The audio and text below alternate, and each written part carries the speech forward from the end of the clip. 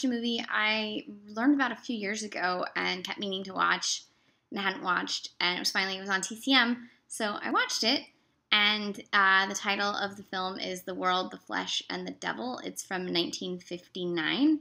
It's written and directed by Ranald MacDougall, and it stars Harry Belafonte, who is so good, Ingar Stevens, and Mel Ferrer. It's mostly Harry Belafonte. For the first, gotta be 35 minutes, maybe even almost 40 minutes, it's just Harry Belafonte.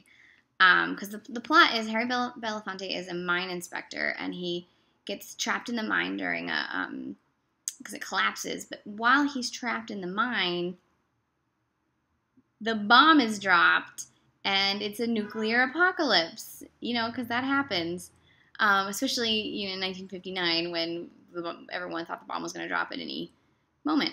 So he finally gets himself out of the mine, only to discover that the bomb has dropped. And it's not really a bomb, it's like radioactive isotopes, or I can't remember what they said. But essentially, he discovers that whatever it was that was dropped that killed everybody was only deadly for 5 days, and he'd been trapped long enough in the cave that it was no longer deadly once he got out there. So he thinks he's alone. He gets his way to New York, because these sort of things always center in New York. And there's some beautiful cinematography by, let's see who it was, Harold J. Maserati? Beautiful cinematography of him wandering around this, like, desolate, empty freaking Manhattan, and, like, stealing the best cars, and he gets, like, surrounds himself with dummies and things, trying to not go crazy. And then eventually we know that Ingar Stevens is alive before Belafonte does, because she's a woman alone. She doesn't know if she can trust this dude. And then she finally introduces herself, and they become friends, and one of the two parties want to be more than friends, but there's some issues with racism, mostly like racism inherent in the woman that she exudes without meaning to, because it's that internalized racism that you don't realize you're being racist. Like you think you're perfectly, fine, but then you say some things, and the people are like, oh my God, did you really just say that?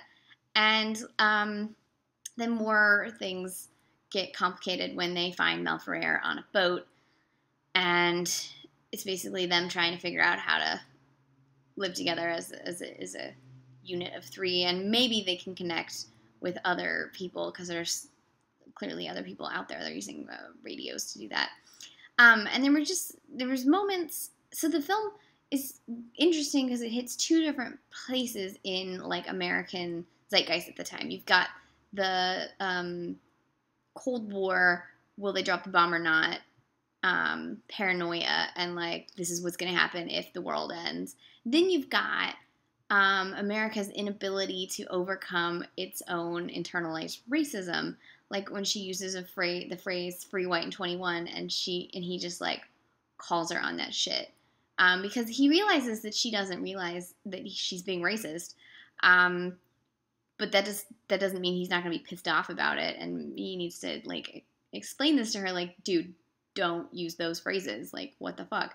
And then later Mel Ferrer says something like, I have nothing against Negroes, and he's like, it's very white of you.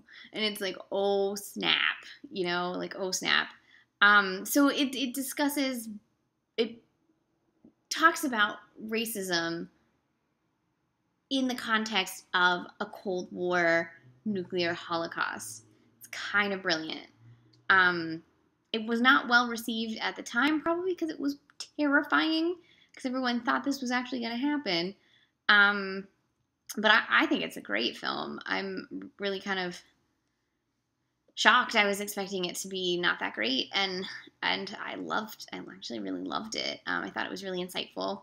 Harry Belafonte is just amazing, and they found ways to have him sing in the film that didn't feel forced. Like sometimes you have a singer, especially in, like, Elvis movies, where the singing just feels really shoehorned. in, but he does it in moments where if you're all alone and you think you're all alone and you're trying not to go crazy, you'd probably start singing to yourself.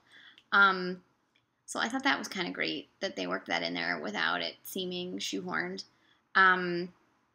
There's a great men crying moment, which is always something I'm a fan of.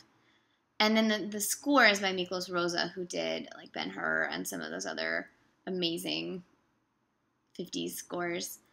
So you've got this very evocative music, like and then this terrifying, stark black and white cinematography, and these three stirring performances, and it ends up being a really great mixture of everything. I quite liked it. So it's from 1959, and it's called The World, the Flesh, and the Devil. You can watch it right now, still on Watch TCM, and I believe it's available on DVD from Warner Archive Collection, so you can get it on DVD as well. And sometimes they have it on their streaming service, Warner Archive Instant. So check it out.